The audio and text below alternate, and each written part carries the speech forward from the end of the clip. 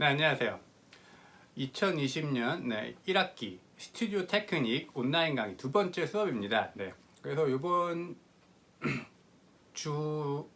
시간에는 소리의 물리적인 특성에 대해서 제가 알아볼 건데, 이제 제가 지난 시간에 마지막에 여러분들께 과제로 소리의 물리적인 특성 중에 주파수와 가 뭔지를 조사해 오는 걸 과제로 드렸었죠. 그래서 주파수가 어떤 의미인지, 그 다음에 주파수를 나타내는 단위는 무엇인지, 뭐 이런 것들을 조사해 오라는 걸 레포트를 드렸었어요. 그래서 이제 기본적으로 여러분들이 어느 정도 예습은 하셨을 거라고 일단은 기대하고 두 번째 강의를 찍고 있습니다. 자, 소리는 뭐죠? 소리란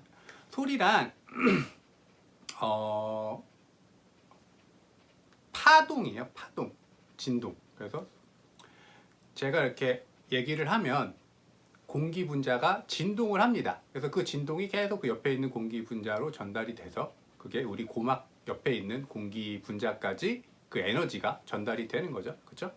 그래서 그럼 어떻게 돼요? 고막이 진동을 하고, 그럼 진동을 하면 그게 이제 청각 그 귀 안에 있는 여러 가지 그런 기관들을 통해서 뇌까지 와서 뇌가 소리가 난다라고 인식을 하게 되는 게 이제 소리를 사람이 인식하는 그 과정인데, 그래서 소리가 전달이 되려면 중간에 뭔가 소리를 이 진동을 전달해 줄 수 있는 매질이 있어야 돼요. 매질이.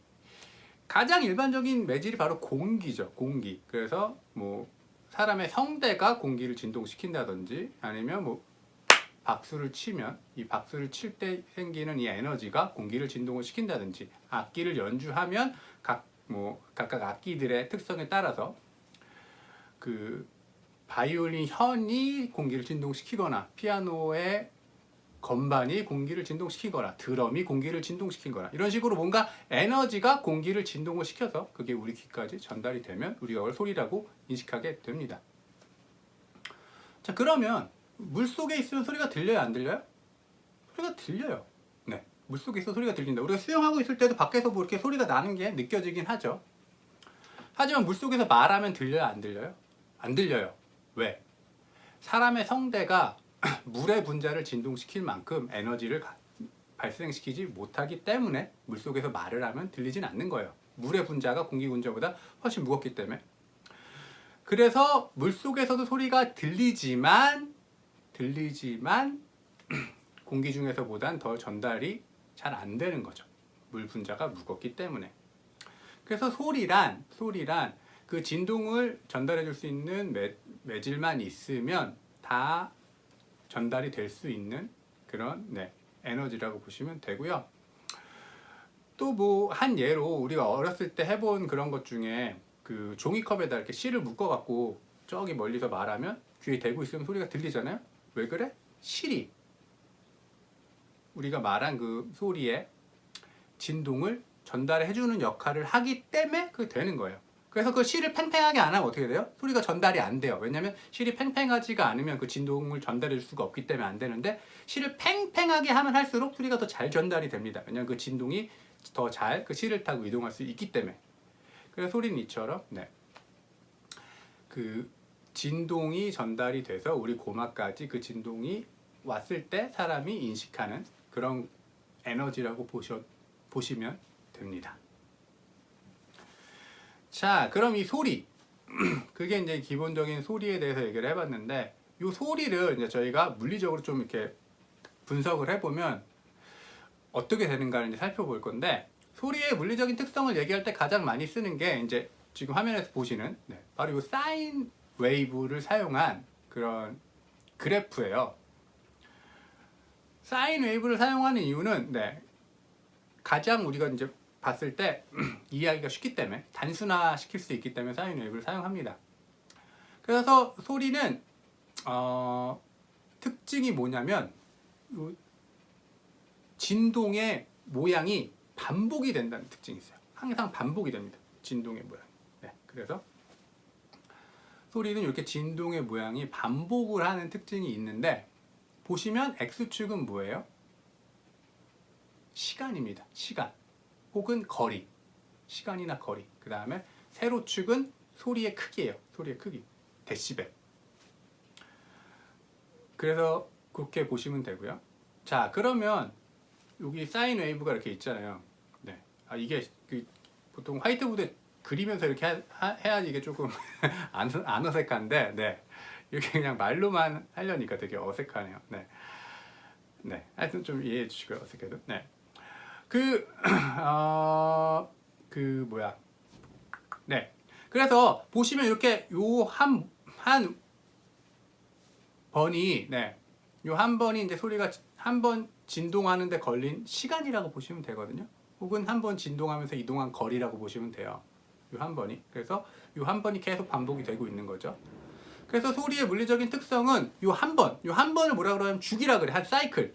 요 한 사이클에 대해서만 우리가 이해를 하면 나머지 부분은 다 똑같은 게 계속 반복이 되는 거기 때문에 소리의 물리적인 특성은 요 한 주기에 대해서만 이해를 하시면 충분합니다.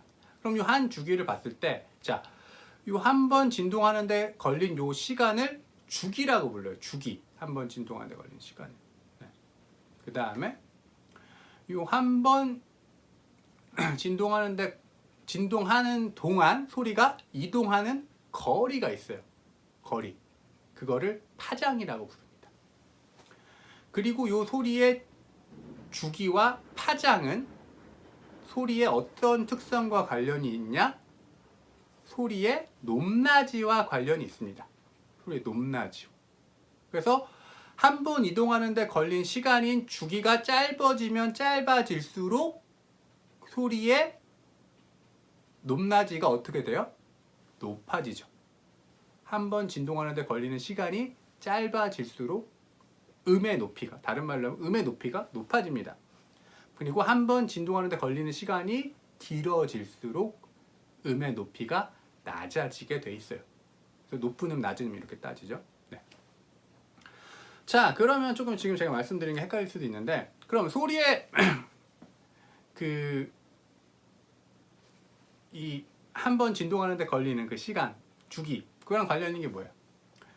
그게 바로 주파수입니다. 주파수. 네.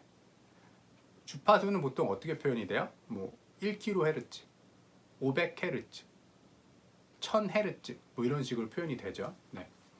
그래서 헤르츠가 바로, 네, 주파수를 나타내는 단위죠. 그래서 1000Hz, 그럼 이게 무슨 뜻이에요? 이 소리는 무슨 소리야?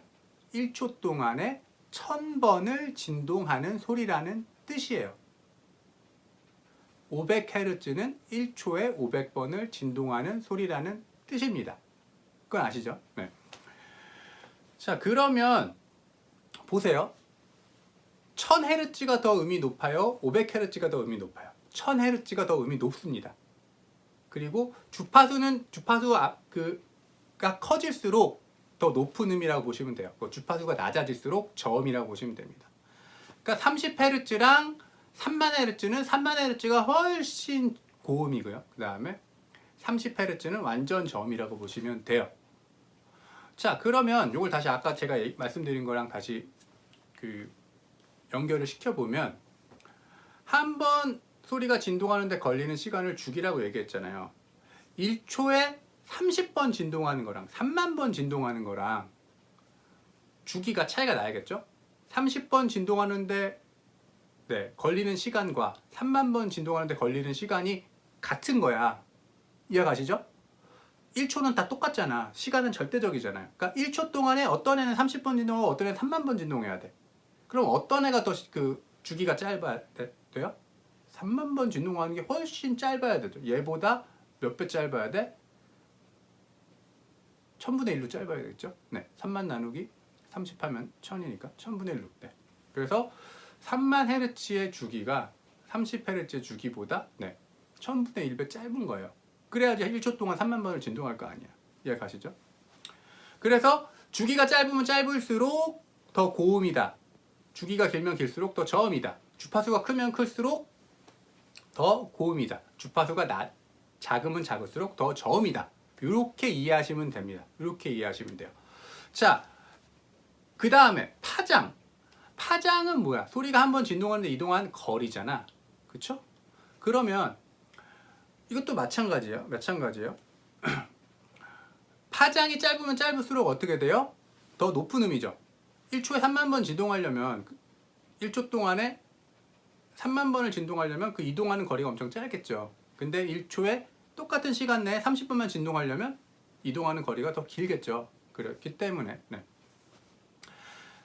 파장이 짧으면 짧을수록 높은 음, 파장이 길면 길수록 낮은 음, 반대로 저음일수록 파장이 길고 고음일수록 파장이 짧다, 이렇게 보시면 됩니다. 이 그래프를 보시면 다 이해가 가요. 이거는 그래프를 보시면. 네.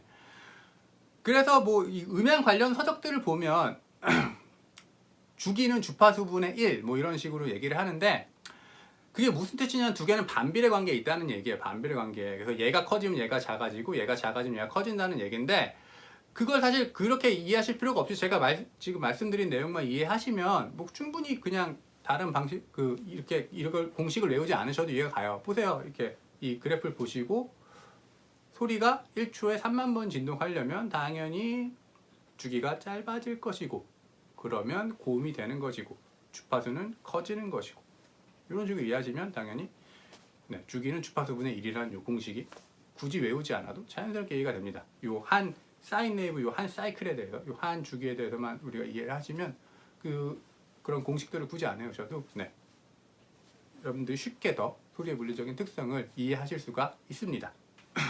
자, 그 다음에 이번 가로축을 살펴봤으니까 세로축을 살펴봐야죠.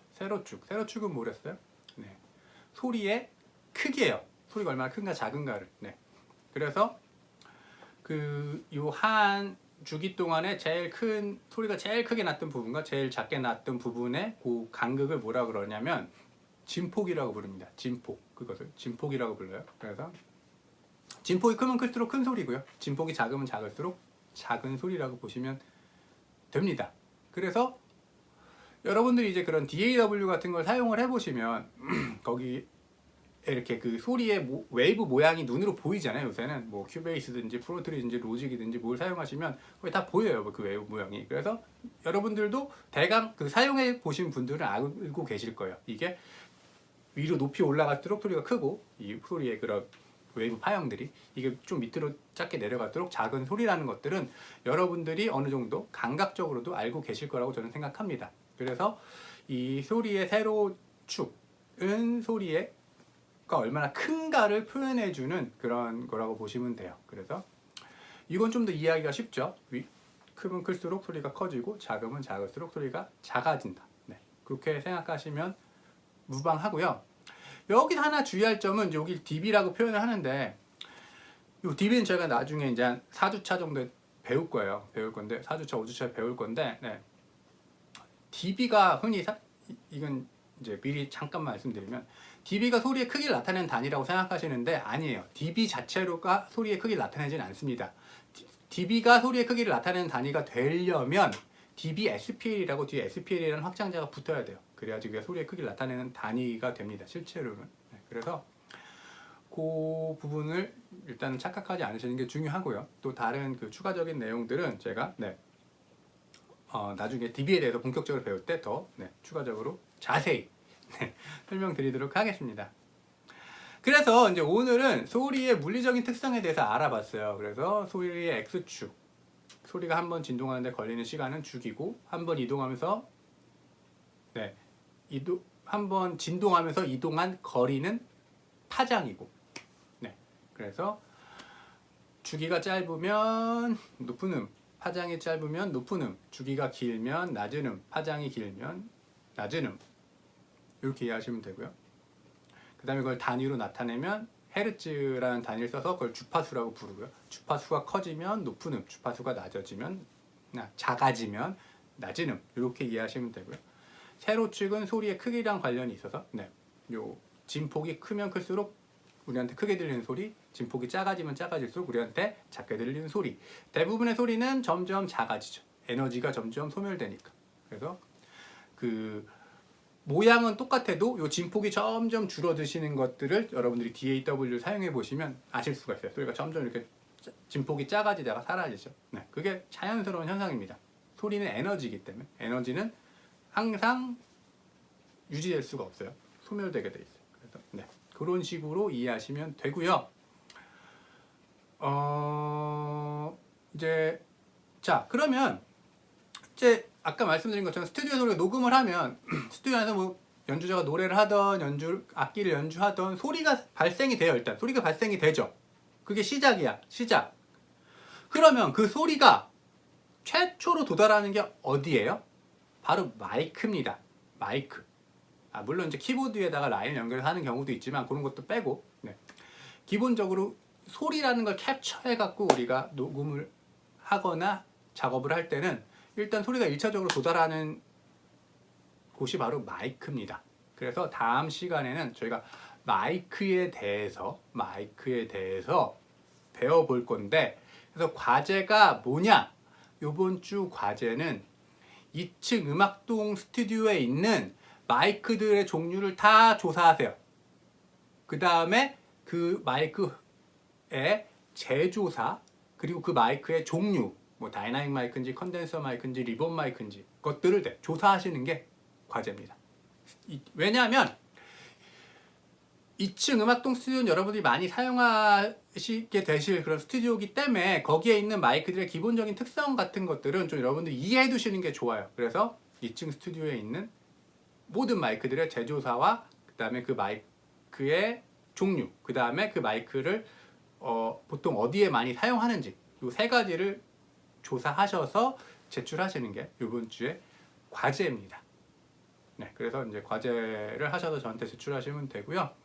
다음 주에는 방금 말씀드린 것처럼 마이크에 대해서 저희가 알아보도록 하겠습니다. 그러면 2020년도 스튜디오 테크닉 두 번째 온라인 강의를 마치도록 하겠습니다. 감사합니다.